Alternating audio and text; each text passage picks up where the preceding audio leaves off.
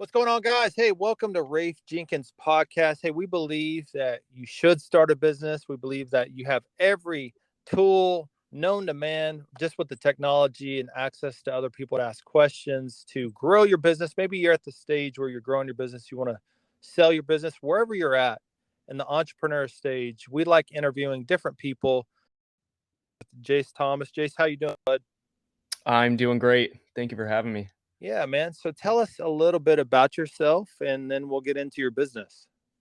Absolutely. So I come from a kind of an entrepreneurial background. I grew up on a cattle farm here in the Midwest in Missouri, and being surrounded by my father, who very entrepreneurial. That's naturally where I headed. I gave it the old college try.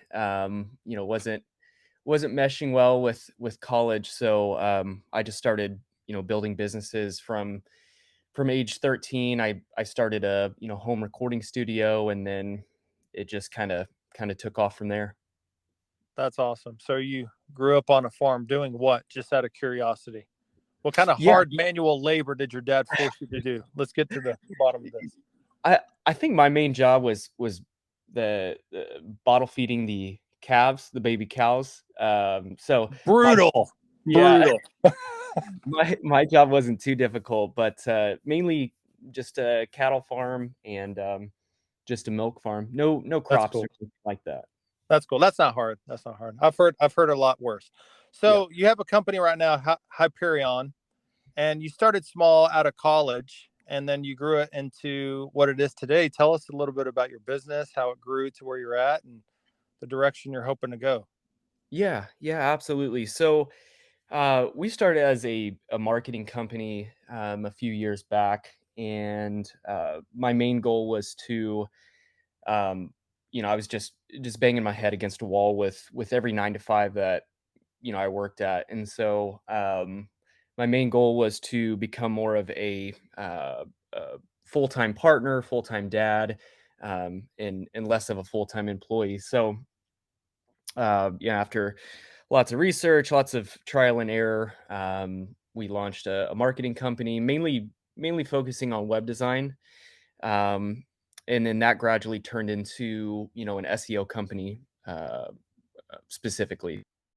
About, let's say, August of 2020, I met my partner, Seth Kitchen, who is a super intelligent kid. I say kid because he's younger than me, but but he kind of a I would even classify him as a prodigy coder, that type.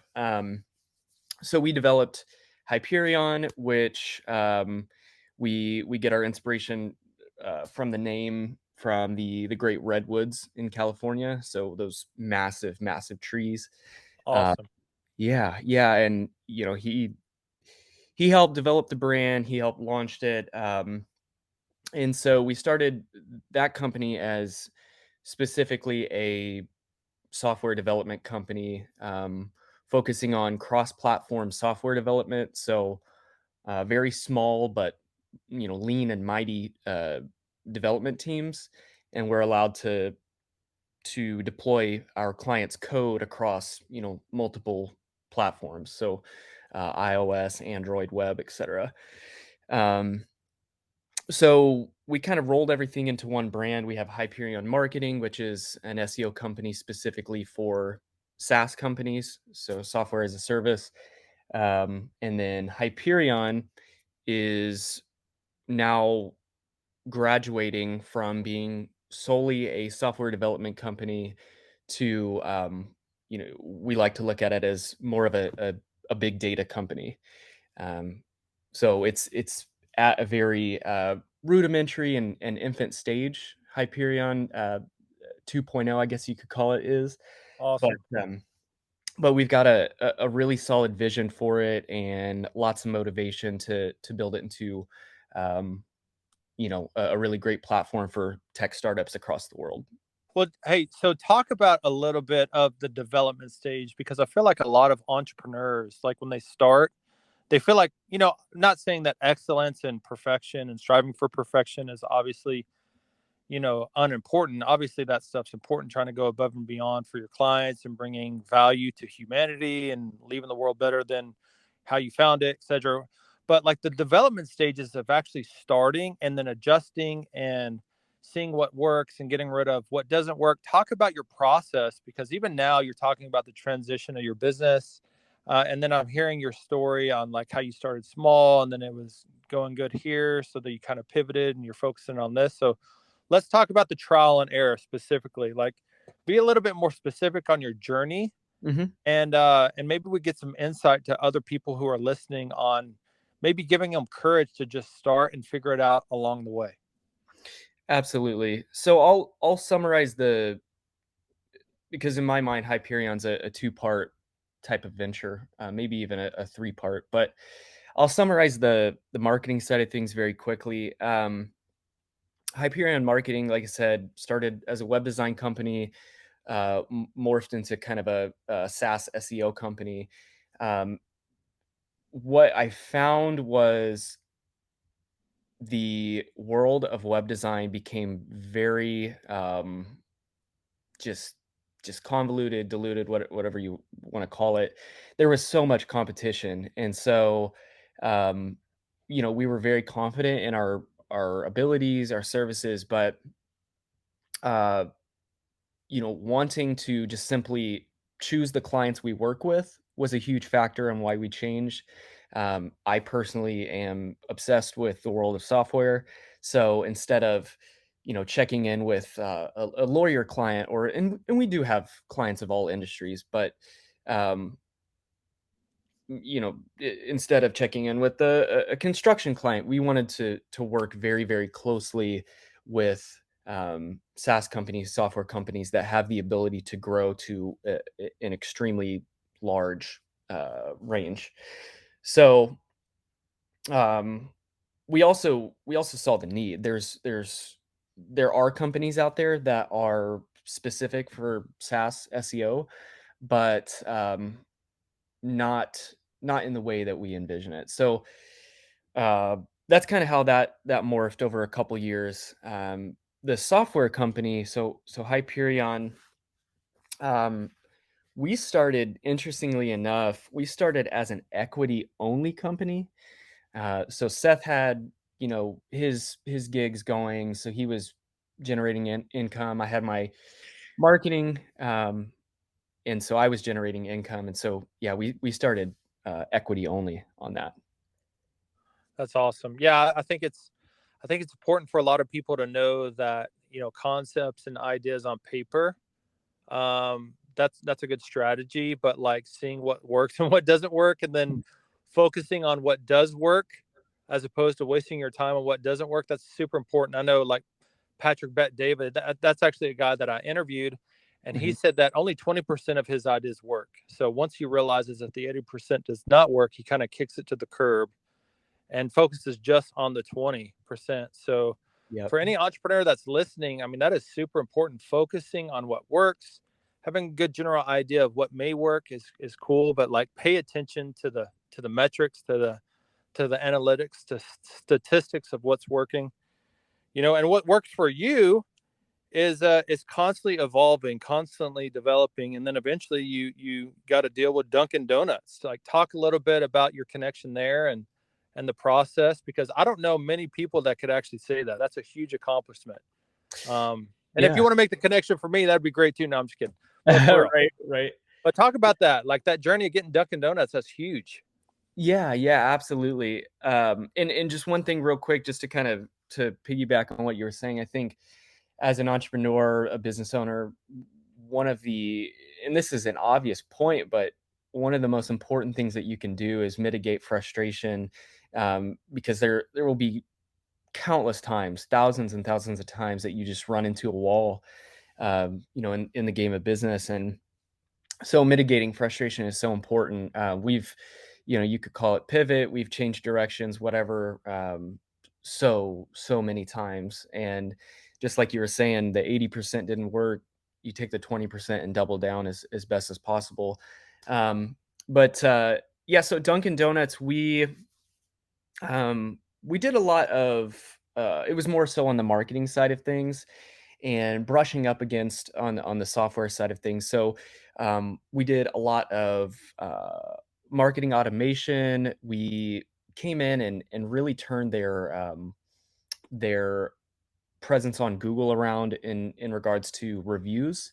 Uh, my client was, basically bought into quite a few locations that pre-existing, they didn't have the best, management or infrastructure in place, and so they were kind of known as, just really poorly managed locations, and reviews were very, very terrible. So we used our knowledge of software and marketing automation, and so we developed a text messaging system that when customers came through, if they had a 1 to 3 review, then it would, kick it to the client, and they could handle that personally to flip the customer's opinion.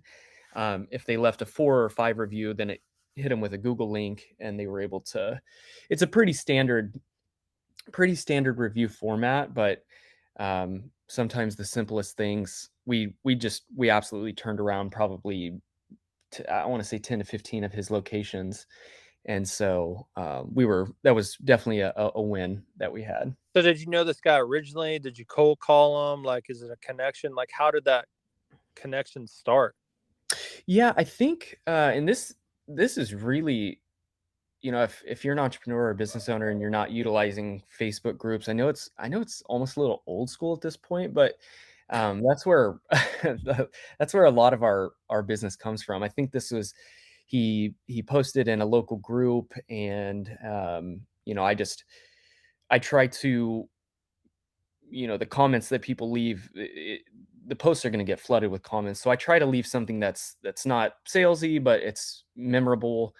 Um, and so he kind of caught on to it, and we, started a conversation and through Facebook Messenger, and it just kind of developed from there. Very cool. Hmm. So talk about the direction of your business and where it's going, how it's evolving, what's going on, because I want to end the broadcast with actually talking about your business. There's probably some people that are going to be listening that are like, you know what, this could be useful. So talk about the vision and the forecast in the future of how you could bring value to other companies, etc. Yeah. Yeah, absolutely. So this is kind of a technique I learned from my partner Seth, and it can be, transcribed into different regions of business, but, finding, either a goal or a solution and kind of working backwards. I'm 29 now, and so my goal is to be, fully retired by 35. I'm looking to set up infrastructure that I can step away from one day, and so, uh, what I've noticed, or what I've learned, is that, there are so many service-based businesses that are successful, throughout the world, but for us, you know, we're trading man hours for dollars, and so scale is the word that just, kind of pops into our head on a daily basis. So, where our business is heading is away from service base and more to software as a service. Um, Hyperion, I'll kind of dig into that a little more specifically. Hyperion.io, we are developing a startup hub, a basically we got a lot of inspiration from, a company called Crunchbase, and so they're considered a big data company. Yeah, they're a software company, but considered a big data company. And so our main goal is to, solve 2 problems that startups are, consistently seeing, and that's, not getting enough users and not being able to find product market fit. So our platform, if you're a 2 demographics, if you're a pre-launch startup, we, give you the data, we give you the functionality to, uh, validate your idea. You can reach out to, potential users. They can give feedback. They can say, okay, the design looks good, but the functionality is a little off because of this.